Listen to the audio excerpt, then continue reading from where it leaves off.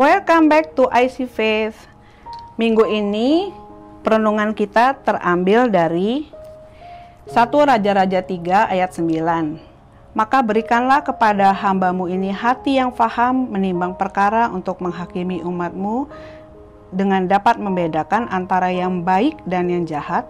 Sebab siapakah yang sanggup menghakimi umatmu yang sangat besar ini? Ya,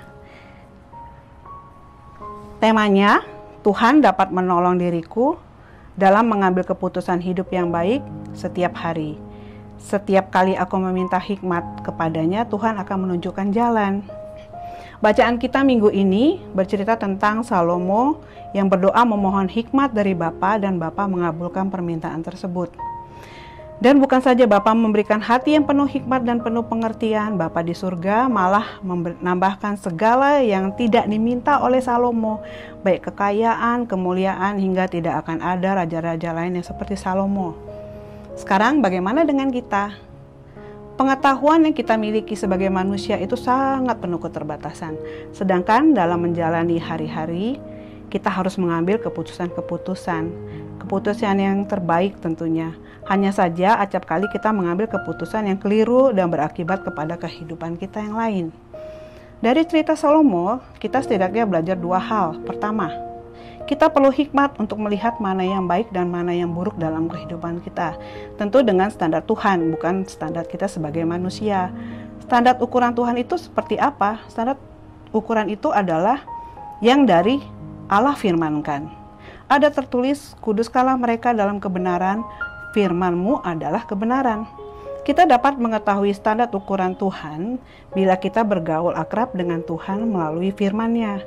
Tuhan akan memberikan ilmu pengetahuan yang akan hikmat, mengetahui keputusan yang baik dan buruk, juga mengetahui kebenaran bila kita menjalin hubungan erat dengan Tuhan. Bagaimana caranya ya? Saat teduh, baca firman Tuhan setiap hari, lalu berkomunikasi secara doa. Perbuatan ini kiranya menjadi makan dan minum bagi jiwa kita. Orang Kristen sudah dimateraikan oleh Roh Kudus, harus belajar mentaati firman-Nya dan belajar mengendalikan keinginan-keinginan kita. Apa yang tidak kita kendalikan akan mengendalikan kita loh. Firman Tuhan yang kita baca saat teduh setiap hari akan menjadi pondasi dalam mengambil keputusan kita setiap hari. Juga kedua yang kita belajar dari Salomo adalah kerendahan hatinya sebagai ciptaan di hadapan Tuhan. Apapun yang kita miliki termasuk jabatan tinggi, kekayaan berlimpah, kesehatan yang penuh stamina, sekalipun tidak menjadikan kita berhikmat tanpa pertolongan dari Tuhan. Sebagai pengikut Kristus yang sudah dimateraikan oleh Roh Kudus, kita harus belajar ya mentaati firman-Nya. Sekali lagi, apa yang tidak kita kendalikan akan mengendalikan kita. Jadikan Tuhan yang utama sebagai pemegang kendali dalam hidup kita. Jadi refleksi hidup kita, mari kita mengevaluasi diri kita. Sudahkah kita meminta hikmat dari Tuhan dahulu sebelum mengambil keputusan? Apakah kita telah menjalani hikmat Tuhan yang sudah ditanamkan dalam diri kita?